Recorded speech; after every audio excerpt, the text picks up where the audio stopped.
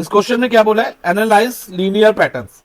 हमें linear pattern को analyse करना है। क्या पैटर्न दिया है, observe the pattern of square form by matchsticks. Matchstick से क्या बने हुए हैं, स्क्वायर्स बने हुए हैं। जैसे कि ये मान लो ये एक स्क्वायर में कितनी मैचस्टिक्स यूज होती है, 4। तो ये लिखा हुआ है 1 square required 4 matchstick, 2 square required 7 matchsticks. अब अगर मान लो 2 स्क्वायर हो, जैसे एक स्क्वायर तो ये हो गया, अब दूसरे स्क्वायर के लिए 3 मैचस्टिक एक्स्ट्रा चाहिए होंगी, तो ये 2 स्क्वायर्स बन गए। तो कितनी मैचस्टिक्स इसमें यूज हुई, 7। देन 3 स्क्वायर जो ज्वाइंट है, ये लिखा भी है ना ज्वाइंट, इसलिए हमने ज्वाइंट भी किया। Joint required 10 matchsticks.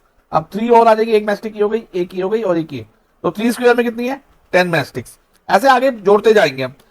तो अब क्वेश्चन क्या है, सबसे पहले हमसे बोला है create a table for number of squares versus number of matchstick y. तो यहाँ एक टेबल बना लेते हैं फर्स्ट पार्ट के लिए। ये टेबल हमने बना लिया। इधर लिखते हैं स्क्वायर, ब्रैकेट में एक्स लिख लेंगे, और इधर मैचस्टिक्स, मैं शॉर्ट में लिख रहा हूं एमएस, जगह नहीं है तो मैं तुम्हें पूरा लिखना होगा मैचस्टिक्स, और इधर क्या लिख देंगे, वाई। अब 1 स्क्वायर में कितनी मैचस्टिक रिक्वायर्ड थी, 4 मैचस्टिक्स। 2 स्क्वायर में 7, 3 स्क्वायर में 10। तो फर्स्ट पार्ट का हमारा आंसर हो गया, मैं टेबल बनाना था जस्ट। अब सेकंड पार्ट में क्या बोला है, derive the linear formula y is equal to a x plus B.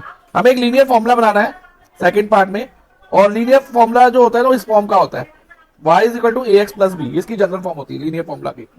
अब इधर a क्या होता है, a जो होता है ना इनके डिफरेंस, कॉमन डिफरेंस। जैसे कि 7 माइनस 4 करें, कितना हुआ, 3, और 10 माइनस 7 भी 3। तो ये लीनियर रिलेशनशिप बन रही है। जब भी डिफरेंस कॉमन होता है ना तो लीनियर रिलेशनशिप होती है। और इसमें जो a है वो क्या होता है, कॉमन डिफरेंस होता है इस वाले लीनियर रिलेशनशिप में। तो y को तो हम y लिखेंगे, ठीक है।